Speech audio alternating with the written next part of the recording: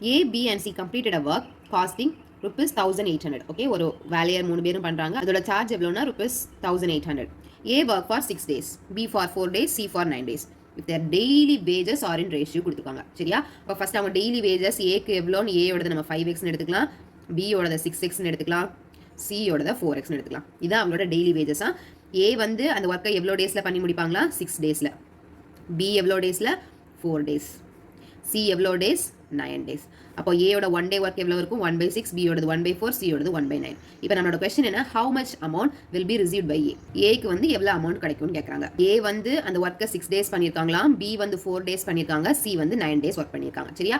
அப்போ இப்போ நமக்கு என்ன கொடுத்துருக்காங்க? அவங்களோட டெய்லி வேஜஸ் நம்ம எழுதியிருக்கோம். ஆனால் அவங்க எவ்வளோ நாள் ஒர்க் பண்ணியிருக்காங்க அதை வச்சு நம்ம ரேஷுவா எழுதிடலாமா? அப்போ அவங்க எவ்வளோ ஒர்க் பண்ணியிருப்பாங்க? 30x ஒர்க் பண்ணியிருப்பாங்க.